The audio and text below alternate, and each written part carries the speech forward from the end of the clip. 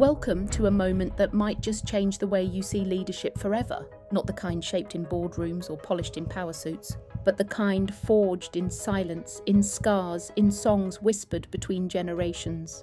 Today, we step into the firelight of stories often untold, of women and men who were overlooked, underestimated, unheard, and yet they rose.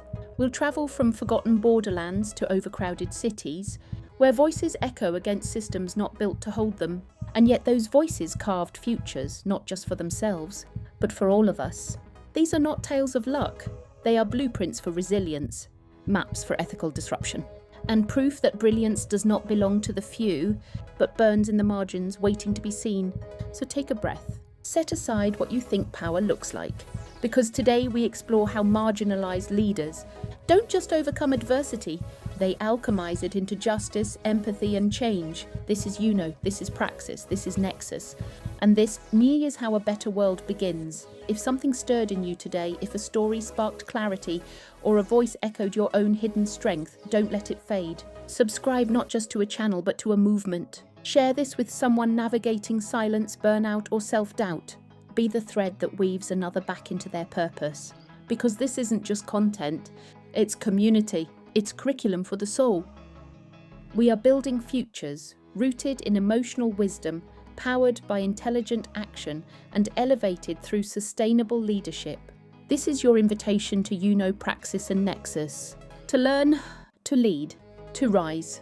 Our first story begins not in a boardroom or on a grand stage, but in a modest community centre where resilience was planted like a seed.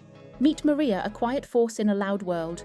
She didn't wait for permission to lead. She used what she had, her voice, her pain, her purpose, to ignite change where others saw only limits. In a society that told her to stay small, Maria chose to rise. Not just for herself, but for every woman silenced, every neighbour unseen, every solution waiting for the right question. This is not just her journey, it's a map for all of us. A path that begins with self-awareness, powered by emotional intelligence, amplified by AI insight and sustained through bold human-centered strategy. So lean in, because Maria's voice echoes far beyond her village. It calls to the vanguard in you. Despite facing numerous obstacles, she stood firm and inspired others to follow her lead. Next, we step into the story of Jamal, a story not written in textbooks, but carved into the margins of every system that told him, "You don't belong here." Jamal didn't just attend school, he challenged what education meant. In a classroom where his name was mispronounced and his questions dismissed, he stayed. Not out of defiance, but out of vision. He built bridges where there were walls, he asked the questions no one dared, and one day, he didn't just pass the test, he rewrote the syllabus. From after-school tutoring circles to national education reform panels, Jamal turned his pain into praxis. His journey reminds us that the greatest reformers are not always invited in. They break in with grace and grit. This is not just about overcoming, this is about reimagining. Reimagining classrooms that honour every dialect, every neurotype, every heritage. Reimagining leadership that doesn't just teach, but listens, lifts and liberates. Jamal's journey is a masterclass in what inclusive education truly means. And if you've ever felt unseen in spaces that claim to be for all, his story is yours too. His dedication and resilience proved that passion and intelligence can overcome societal limits. Finally, we arrive at the story of Khloe, a force of vision rooted in soil, resilience, and rebellion.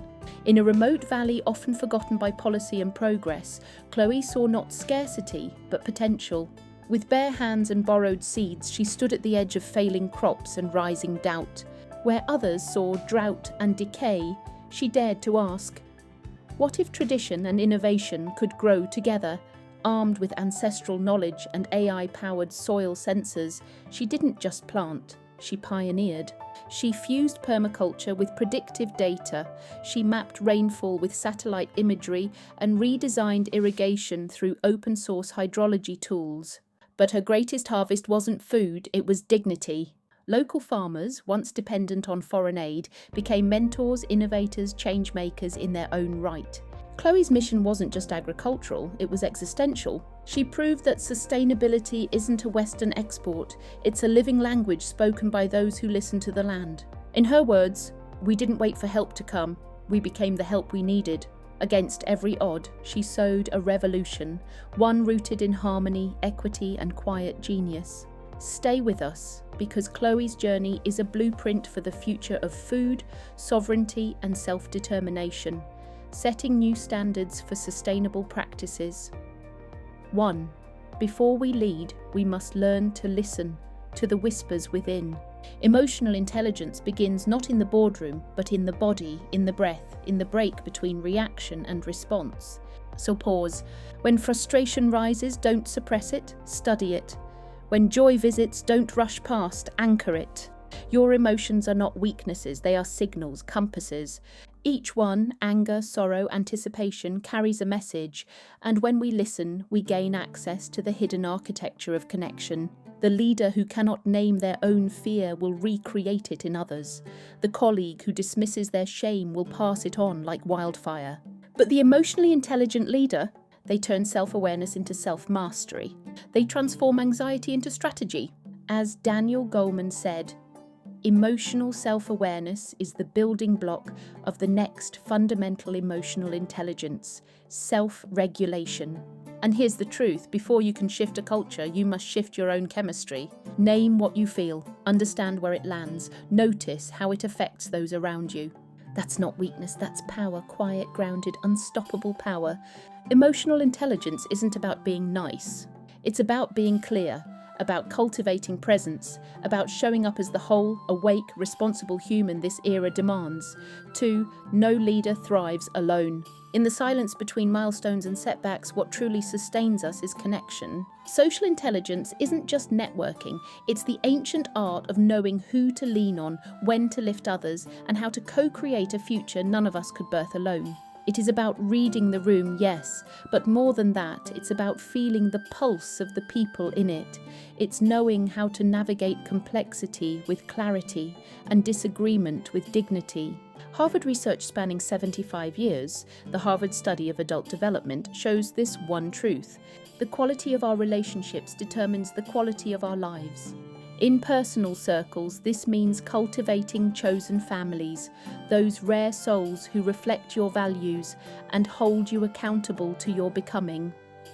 In professional spheres, it means surrounding yourself with multipliers, collaborators who challenge you, allies who mirror your potential, mentors who remember your name in rooms you've never entered. Build a support constellation, not a hierarchy. Make space for reciprocity, celebration, and radical belonging. True social intelligence is not charisma, it's care with consequence. Don't just build a network, weave a net that can catch you when purpose feels heavy. Because no idea, however brilliant, survives in isolation. But together we spark revolutions, rewrite norms, and rise in resonance. 3. In every challenge lies a coded opportunity if we know where and how to look. This is where AIQ, artificial intelligence quotient, becomes not just a skill set but a superpower. It's not about automating life, it's about illuminating life, using machines to mine meaning from chaos, pattern from pain, clarity from complexity. As Kai-Fu Lee, AI pioneer, reminds us, AI will increasingly free us from routine and empower us to be more human. Imagine using AI not as a replacement for thought, but as a scaffold for strategy. Faced with burnout? Use emotional AI apps like Replica or Wiser to decode your emotional triggers and regain balance. Facing economic uncertainty? Feed your business data into tools like H2O AI or Runway ML and spot unseen market pivots before the storm hits.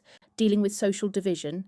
Employ machine learning to identify emotional language trends across regions and tailor your messaging with precision empathy. AIQ is not coding fluency, it's interpretive fluency. It's the ability to translate life into language machines can process and use that processing to bring more life back into our hands. When wielded with EQ and purpose, AI becomes a compass, not a controller, a signal booster for our deepest human values. Let every challenge be a dataset. Let your wisdom be the algorithm. Let the output be legacy. That is AIQ for the vanguard. 4. Burnout doesn't come suddenly. It arrives in whispers, in skipped meals, silenced emotions, in the slow erosion of you. That's why self-care isn't indulgence. It's strategy. Think of it not as a bubble bath, but as a battle tactic, a radical reclaiming of your energy, focus, and emotional sovereignty. Neuroscience confirms it.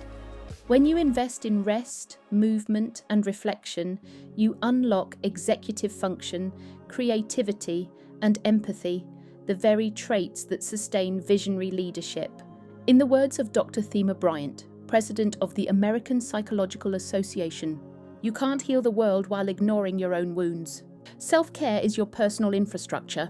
It's your ability to stay calm in chaos, to breathe when the world holds its breath. Whether it's a daily walk, journaling with an AI mood tracker like Youper, or simply protecting your boundaries with the precision of a surgeon, you are reinforcing the foundation of your purpose. Resilience isn't brute force, it's ritual. It's the decision every day to treat your mind and body not as tools, but as temples. So pause, nourish. Because when you show up whole, you don't just lead, you transform. And that transformation ripples outward, from you into family, into teams, into systems. 5. Learn from others' wisdom to illuminate your path. No one builds a legacy alone. Every visionary stood once in the shadow of a guide, a whisperer, a mentor. Mentorship is not about hierarchy, it's a circle, a lineage of insight passed like flame from torch to torch.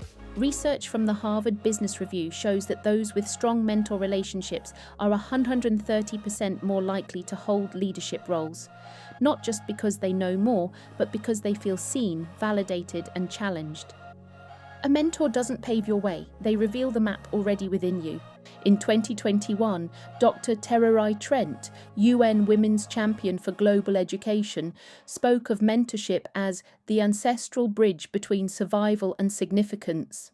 Mentorship teaches us that every wound can become a wisdom, that lived experience is a curriculum. Whether it's a professor, a coach, a community elder, or an AI-powered app like Coach Hub or Pushfar, the right guide won't just help you climb, they'll teach you why you climb. And when you're ready, you become the bridge for others. So seek mentorship not out of weakness, but in reverence to growth. Let their stories carve paths through your uncertainty. Let their mistakes become your safety net. And when the time comes, share your map forward. Because mentorship isn't just guidance, it's transmission.